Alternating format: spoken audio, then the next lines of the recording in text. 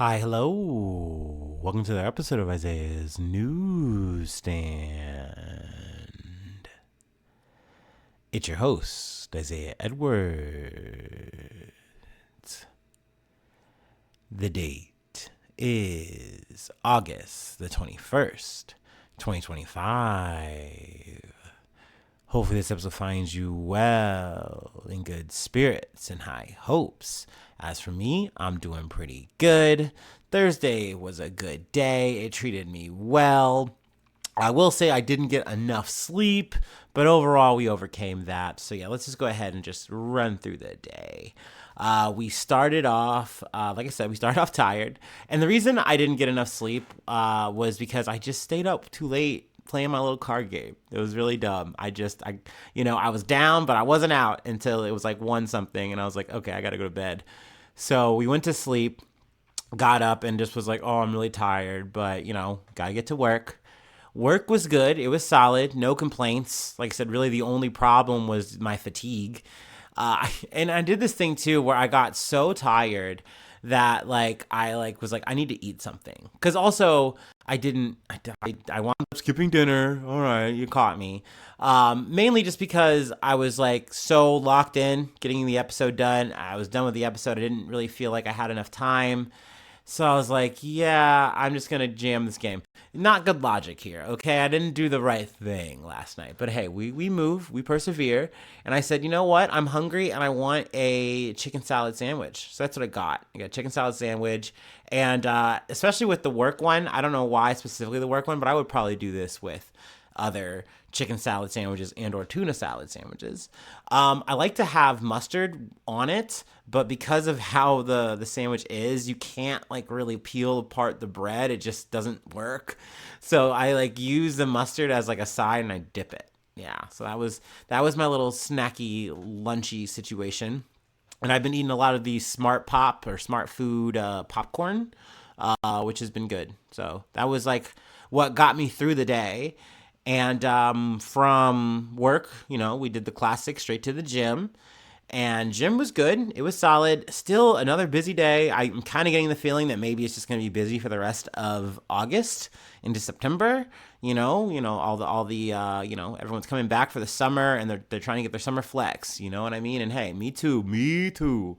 That being said, I was able to get on all the machines I wanted to today, so that was nice. We love that. I also didn't feel too bad. My ankle's still a little bit sore, and my back is less sore, so that's also good. We just were able to make it happen. Plus, I didn't have to really reduce any of my workouts. I was able to hit them at the intensity that I wanted, so that was good. So yeah, that more or less wraps up my personal news thing. But I wanted to make an aside, because after last episode, I was like, and I have this, it happens, I'm sure I've said this before, but every once in a while, I will just have an episode that I really didn't like, that I feel like I didn't really carry it or show up or what have you. It just was bleh. It didn't feel good. I didn't deliver the way I wanted, blah, blah, blah, blah. I get in my head, right? And I had kind of wound up trawling through my own, comments and stuff, because every once in a while I'm like, I realize I haven't really checked, and I always assume that I'm not going to get any. But it was nice to see on the YouTube people commenting and saying nice things, because a lot of times I will come and it's just some mean comment or some comment that I don't really like, so I will just silently delete it and just tank that. But it was nice to see, good constructive criticism and good or not even criticism, I should say, but just tips. I appreciate that. It definitely kind of helps give me some feedback about what I can potentially do to make this project better. But really just that mixed with compliments, just saying nice things about the pod and the things that you like. I really do appreciate it. Not to be too parasocial or weird, but it does mean a lot to see those comments. It's definitely a part of this whole thing for me. And I will say the tips were very, they're good. There's some I have thought about, but it's just one of those things where the way my life is and the way this podcast is, it's hard for me to really put more time in it than I already do. Not to say that I put in so much time, but it's just there's only so much time in the day, as corny and cliche as that sounds. But that being said, it's definitely something to consider in terms of putting better visuals and stuff up. I think that is a great idea. And I'd love seeing more. I would love to see more of those ideas. So by all means, feel free to shoot those in comments, hit me up in DMs. By all means, I am down to workshop some stuff for sure. And it's just good to talk shop, to talk news with people. So, don't ever feel afraid to leave a comment, especially a comment like that. And if it's mean, then like, okay, fine, I guess I'll see it. But it is what it is. I appreciate you listening, and I appreciate your subscriptions. I appreciate the kind words. Y'all are just so cool. So yeah, fist bumps, head kisses, whatever you like. I got them for you. Anyway, let's go ahead and do our startup, and let's get into some news.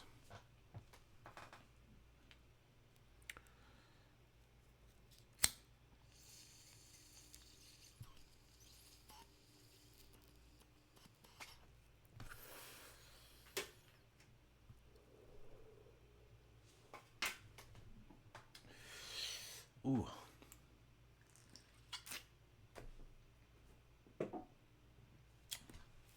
All right. Our first story comes from ABC News.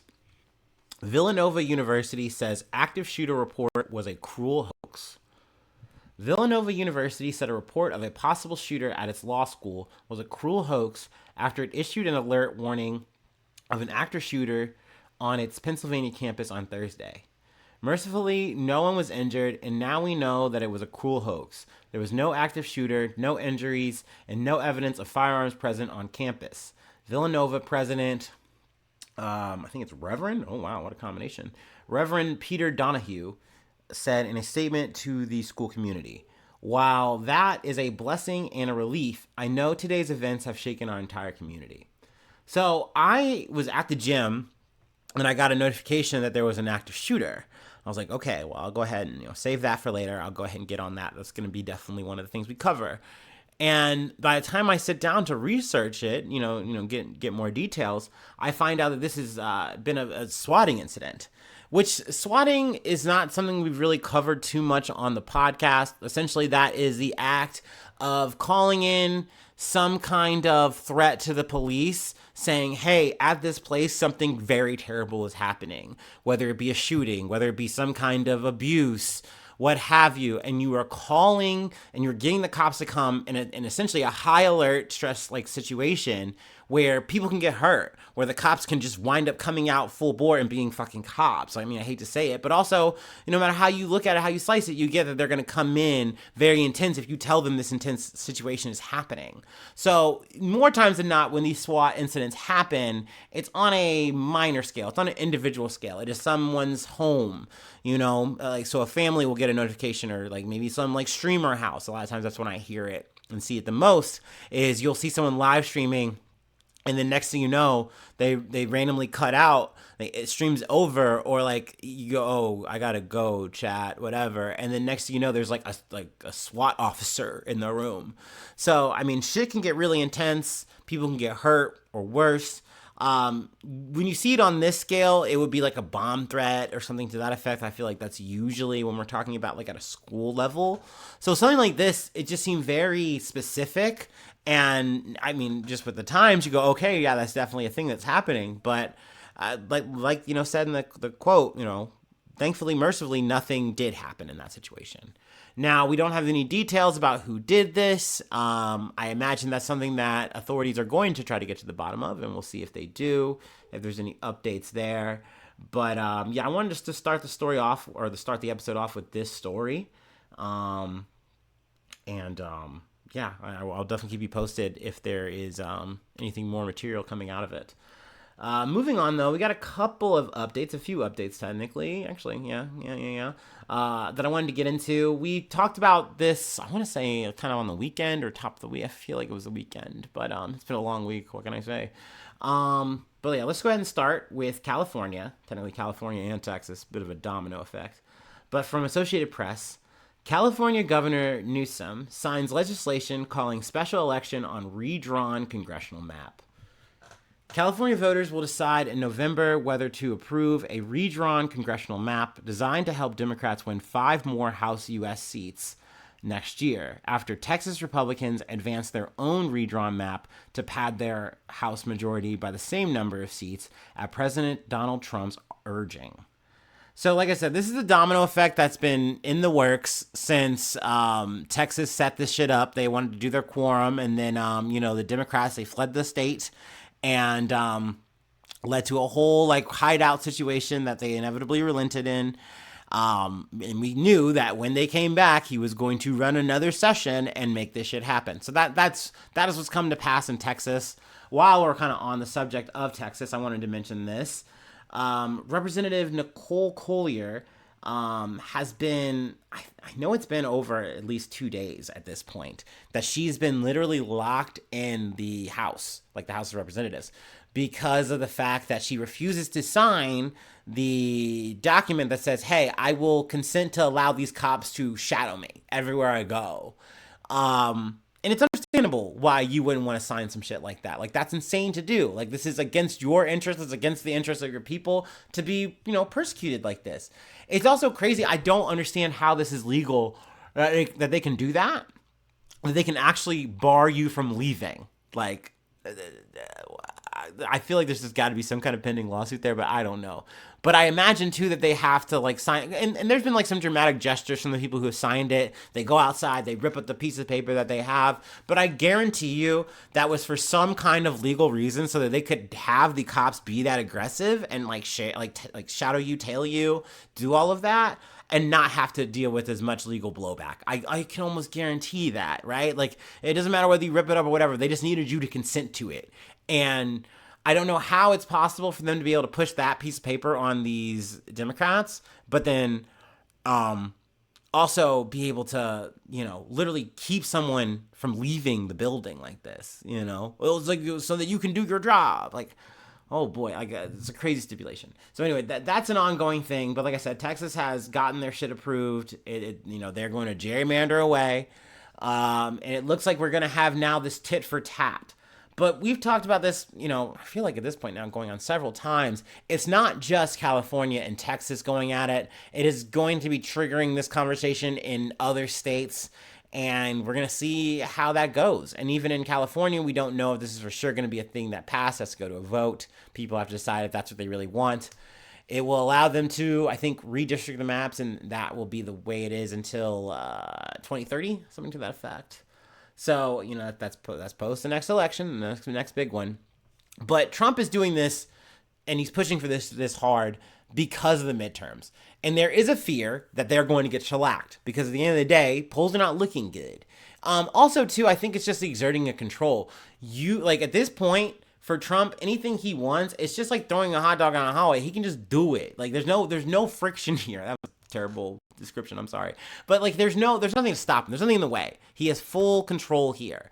And he wants to keep it that way. So padding the seats like this is something that is only in his best interest. And he probably is going to keep doing it, not just with Texas, but other states.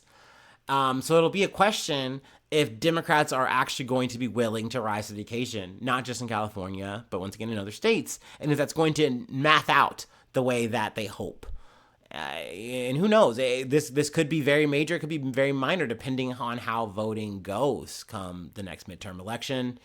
Obviously, I would like to see some switching and changing, but I think it's so crazy that gerrymandering in general is just a thing. It's just legally allowed. The only thing that stops you from doing it is if it's racial. But we've seen racial instances of it happening, and essentially it gets defended all the way up to the Supreme Court because it's like, oh well, it's not actually really racist. It's not. It's actually like business as usual. And essentially, the supercharged conservative majority are like, yeah, you're fine. Just keep cooking them, baby. So I mean, I don't know. I would love to live in a world where all of this went to a non-biased committee that just split the shit up the way that it's supposed to be. You know what I mean? And not do this shit over crazy ideological lines that don't make any sense, that divide up fucking, districts and shit in ways that just shouldn't be. But sadly, that's the way it's been, and I don't think it's going to change anytime soon. I think this is the biggest escalation that we've seen in a long time on this subject. But something about it is just very reminiscent of like the filibuster conversation where it's like, okay, everyone's making good points and stuff here, but like there's not going to be enough action out of the Democrats. You're only going to see the Republicans fully rise to the occasion and take control the way that they want to. And, we're just going to have to live under the thumb of these motherfuckers. And that sucks. Or you do see the changes, and the Democrats do make the sweeps. They do make the wins happen. But they don't actually, like, pull the trigger fully on the said changes that, like, give them the control, right? Like, once again, it goes back to this conversation I've had. It's ongoing that when it comes down to the team sports, you just never fucking see the Dems actually play full bore. It's almost like they're just doing it to stay afloat. It's almost like they're just doing it to secure a seat. Feels very performative, but it is what it is. Maybe that's a conversation for another time. But yeah, I just wanted to highlight that. Another update that I had mentioned previously in the week was Israel and them invading Gaza City, essentially fully taking control of the Strip, and what that potentially is going to entail. It looks like they have officially decided to move ahead with that, as opposed to hearing out a ceasefire. They literally didn't even respond. Like, people were like, so like, what's your response on that? They're like, we already kind of said no half measures anymore. So anyway, could we get some more reserves? Reserves? I can't say the word right now, but reserve soldiers. But anyway, let's go ahead and read. I'm kind of just doing a little bit of riffing, too much. Israel entered the first stages of its invasion of Gaza City on Wednesday, the Israeli military spokesman said. The IDF, or the Israeli Defense Forces, soldiers have taken control of the outskirts of the city, one of the Hamas's last strongholds, spokesman Brigadier General Effie Defrin said. And they're going to try to make this focus on Hamas, but let's not forget that there are millions of civilians. I believe millions. I mean, if not, we're talking fucking thousands. You'll have to forgive me on my fucking population density. But there are innocent people who are here, who are not fucking Hamas, who didn't ask for October 7th, who didn't ask for any kind of bloodshed. They just want to live their fucking lives. And they're about to just get either pushed out, displaced for another goddamn time, or killed in the process of doing so. Just for existing. So, I know that media, I know that fucking... the IDF, Israel is going to make this focus about terrorism, about, defending and da-da-da-da-da. But let's not forget that mostly what is going to happen here is you are going to kill innocent civilians. You are probably going to kill the remaining alive, like living hostages, because they are here, most likely. So, okay, we can keep talking strongholds or whatever, but we're talking about the last vestiges of these people's homes that you're about to erase. Let's see, I'm moving ahead here. They also talk about, too, another thing that we talked about in terms of splitting up the West Bank. I was listening to the BBC, and they were talking to some fucking piece of shit, spokesperson. And essentially, like, the guy was trying to, like, talk to him in earnest about what Israel, the Israeli government is trying to do. And, like, this dude is so ensconced. He's so entrenched. He's, like, from, the far right end of the, I think of the Likud party or whatever. And he's like, well, you want to split up the West Bank and, this whole E1 tract of land, whatever, like, this bill that you've been pushing, like, that's going to be very divisive. There are a bunch of, Palestinian people who are living there. And essentially, towards the end of the conversation, he goes, you keep mentioning this West Bank. I don't know what you're talking about. Like, you just keep saying it. Because, once again, in his mind, there is no West Bank. There is Jordan and Samaria, and all of that shit is supposed to be Israel's. So he's like, this is all like a mute point to me. Like, I don't care about those people. I don't care about the shit that you're saying. I want what I want. I want to settle this land for my people. It's our land. Like, it's essentially that conversation. Something that has been internationally condemned. I cannot mention that enough. I cannot stress that fucking enough. That they are doing this solely to try to deny, like, a Palestinian state. Like, they are trying to say you can't have it if it doesn't exist. We will literally make it impossible to do so. It's just crazy that you can just keep walking on air like this. And because, the U.S. backs your fucking play, that it's just allowed. It just happens. It just gets to materialize. If old Donnie T wants it, it's okay. I fucking get it. And once again, I always have to stress, this is not just a Republican Donald Trump thing. This is a fucking America thing. This is something that Joe Biden backed. This is something that Kamala Harris is going to back in one way, shape, or fucking form. You know what I mean? Donald's really no different. He just is actually going to do it with a smile sometimes. So yeah, I mean, obviously this is very frustrating to talk about. But we're gonna keep hitting it. We're gonna keep coming back to the shit because that's all we can do. Is be aware of what the fuck's happening, not look away. I think that's really important to do, and to talk about it. You know, amongst ourselves, to people who don't want to hear this shit, whatever. I do think that is a thing to do. Shit, that's how I wound up learning about this shit and then seeing how I was fucking wrong and how I was interpreting this when I was younger. And I now see how it's like, like things have got to be different. You know what I mean? We can't just keep living on these half measures because that's how we wound up here.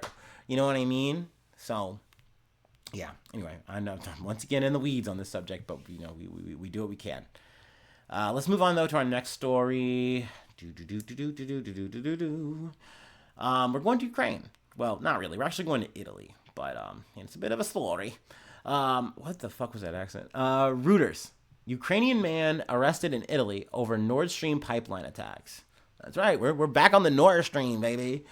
A Ukrainian man was arrested at a holiday bungalow. Ooh, to be arrested at a bungalow.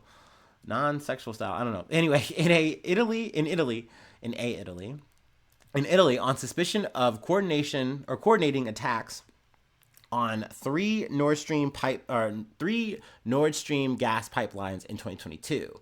Officials said on Thursday, a breakthrough in an episode that sharpened tensions between Russia and the West.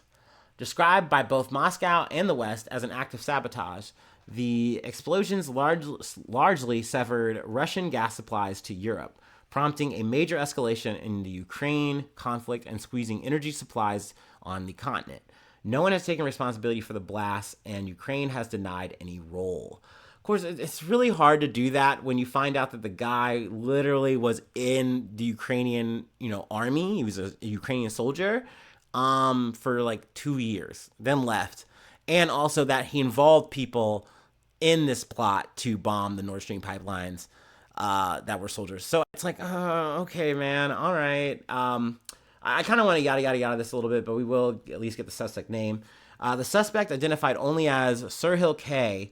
under German privacy laws, was part of a group of people who planted devices on the pipelines near the Danish island of Bornholm in the Baltic Sea. A statement from the prosecutor's office said he and his accomplices had set off from Rostock on Germany's northeastern coast in a sailing yacht to carry out the attack.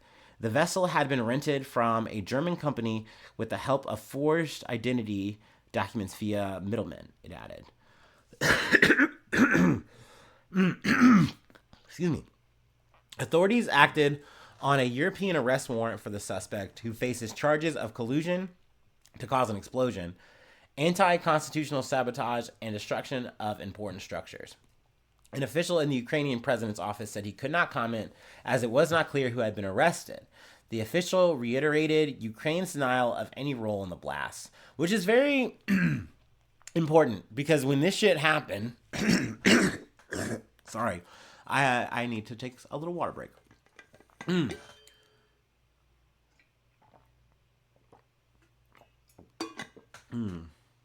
That's another thing I could use an editor. Anyway, because when this all went down, all the fingers, especially coming out of Russia, was like, who did this? We know it had to be either Ukrainian or it was Western in terms of like the US or someone. Like someone is very involved in this or knows what happened and isn't speaking up. So which one of y'all is it? And everyone was like, no, we didn't know. Oh no, we didn't know. And a lot of speculation was like, well, who did it? Who knew? And I think the jury is still out on that. It's definitely looking like Ukraine was involved in some capacity, given the players involved, the operators that we now know. In terms of how much did they know? My speculation hat is on. I would say they probably knew a good amount. I would also say, since my hat is on nice and tight, most likely at least the U.S. knew, because they've been giving information and getting information back, to and from Ukraine, on the battlefield, around the battlefield, everything like that. So there's just no way in my mind that they were completely caught unawares, or even if they were, they couldn't quickly figure it out. So from what I had kind of gathered in the moments and, in some of the posts, that made sense that at least like this was maybe a rogue cell kind of situation, enough of it that Ukraine could like wipe their hands of this. And I think the US knew about it, but whatever. Does it really matter? It happened, it has come, and it has went. And now it looks like, the swords are falling where they may. I don't know. That's a weird phrase, but I just gonna shoot that out there. But yeah, it looks like this guy has been arrested. We will see what comes of his fate. Let's see here. Is there any more details I want to talk about the bungalow? I do know that like they just surrounded him. They got him. I guess I can just read the quote. Let's see. The officer reportedly had a team of 2 soldiers and 4 civilian divers, covertly recruited by a special Ukrainian military unit to lay explosives that damaged the undersea pipelines, the Wall Street Journal said, citing investigators. So that's what I'm saying. There's just too many Ukrainian players that like are tied to the military in my mind to be like, oh, you guys didn't know about this. You were caught completely unawares. I just don't believe it. German prosecutors declined to comment on the Wall Street Journal report. Cabinari, I don't know, sorry. Officers arrested the suspect overnight in San Clemente on Italy's Adriatic coast, where he was supposed to spend a few days with his family. Once his presence had been verified, the Cabinari surrounded the bungalow and launched a raid, during which the man surrendered without resistance. A statement by the Cabinari said, adding the suspect was 49 years old. A police official told Reuters the suspect was arrested because when providing documents at a hotel check-in, an alert flagging he was wanted popped up at the police headquarters, which dispatched a Cabinari police patrol.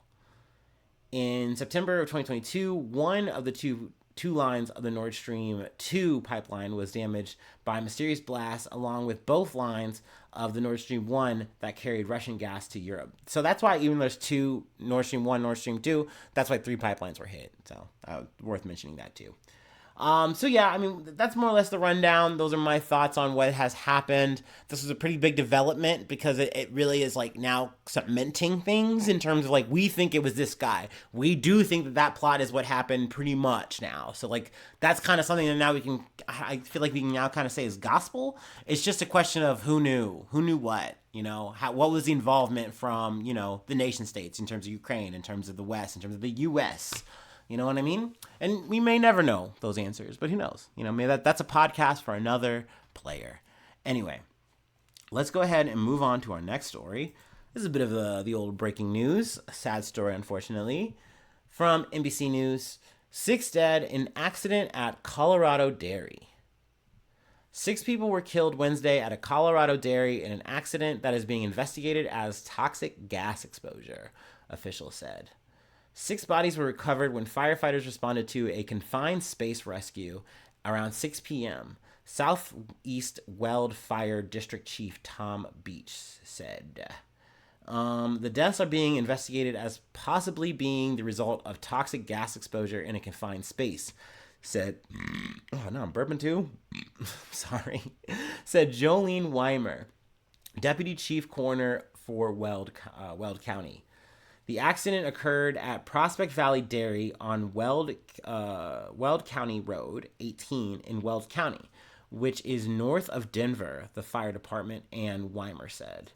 The Dairy Farmers of America said the deadly accident happened at one of its member farms in Keensburg, a small town off Interstate 76 in the southern part of the country. Also fast forwarding a bit, 3 other people were treated at UC Health Hospital in Greeley and have been released. UC Health told NBC affiliate KUSA of Denver. So that's good that at least people were able to make it out of this alive. I really got this story like fresh off the press. I initially didn't even have the details that like a toxic gas was involved. They just said a dairy accident initially. And I'm like, what the fuck is a dairy accident? And I'm sorry. My mind went to a comical place. I'm not going to say it. We don't need the levity here, okay? But like, damn, like more details are always good, right? So I'm glad I was able to get more, at least in terms of like, okay, we know it was like a gas situation and being in such a small space, what have you. Now, once again, that maybe there's place for a little chuckle giggle, but we're not doing that here. We're not doing that now. obviously condolences to the people involved. This is very unfortunate. Goddamn. I don't ever want to die on the job. I mean, obviously you don't want to die anywhere, but like, I feel like your last breaths, your last moments being, you know, doing that, unless it's what you love. If you love doing that, but me personally, I don't want to die mashing trash. That is not how I want to go out. I'm sorry. I don't fuck with the gang like that. You feel me? They ain't paying me enough for that.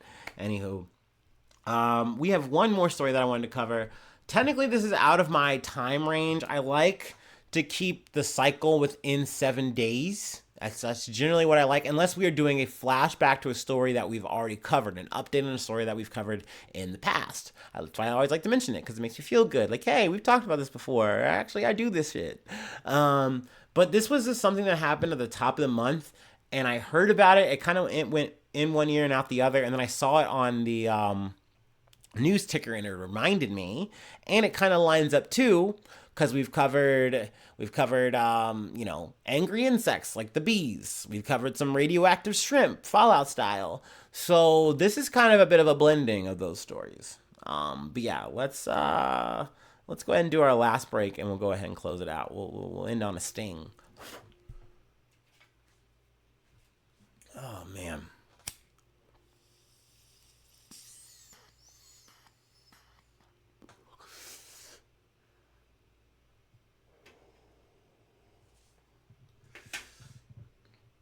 Oh, with the rain, it's been a little bit cooler, which is nice, but I hear it's going to heat up.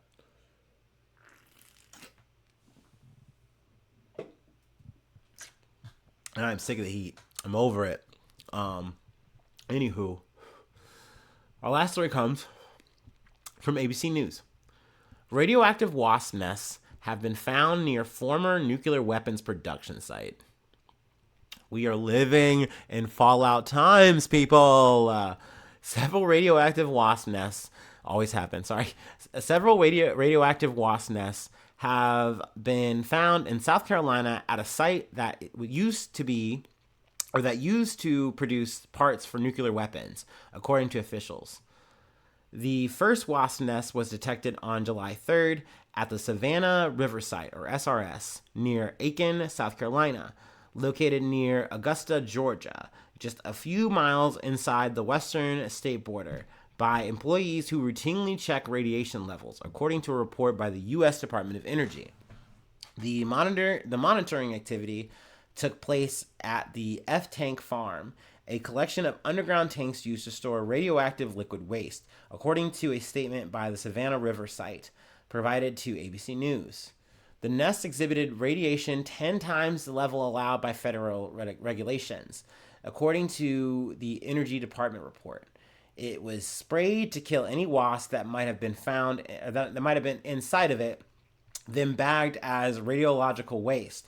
But no wasps were found, the report said. That would scare me. I mean, naturally you'd be like, okay, well, maybe they died, but it's like, no, there would have to be some in the thing, right? I mean, I'm no fucking expert, but that's what I'd be thinking. So I'm like, oh, this is becoming a little bit of a little horror film. This is becoming a little suspenseful. By July 31st, 3 additional wasp nests were found during routine work activities, according to the SRS, which said all 4 nests were found in the F-Tank Farm, an area near the middle of the 310 square mile site. The additional wasp nests were also sprayed, and the rest of the wasps inside of it tested. So they found some of this one, according to the SRS, which said the insects were found to contain lower levels of contamination than the nest, which obviously is a good thing. All the nests discovered at the site emitted less than 1% of the natural background radiation that all humans experience daily. The average person receives about 620 millirems total per year from both natural and man-made sources of radiation, according to the Department of Energy. By comparison, a medical CT scan exposes the subject to between 200 and 1,000 millirems of radiation, depending on the length and body location of the scan, according to the U.S. Environmental Protection Agency. Officials believe that the wasp nest became contaminated through legacy contamination. That is, residual radioactive contamination from historical nuclear weapons production operations at the site during the Cold War, according to SRS statement. this is just crazy to me that like you just expect that animals are just gonna have like there's gonna be radioactive. Like that's just kind of crazy to me. Let's see what else I want to pull here.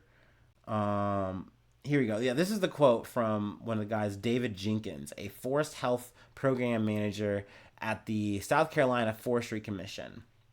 If you've got a radioactive site, you're gonna have some radioactive animals, but chances of it harming us are really low, Jenkins told WCIV, adding that the only way radioactive wasps could harm humans is if they were ingested.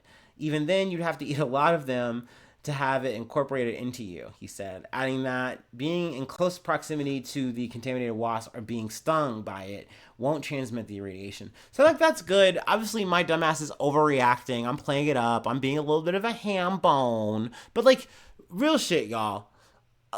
I used to have nightmares about cazadors. If you don't know what a cazador is, it is like it's like a radioactive hornet. It was like, and you're just in Fallout New Vegas, you're in Fallout World, and these things, you'd hear the buzz, and these things would be like the size of like, I don't know, like half, like they were big, man, they were huge, and they would sting you, and you would get radiated.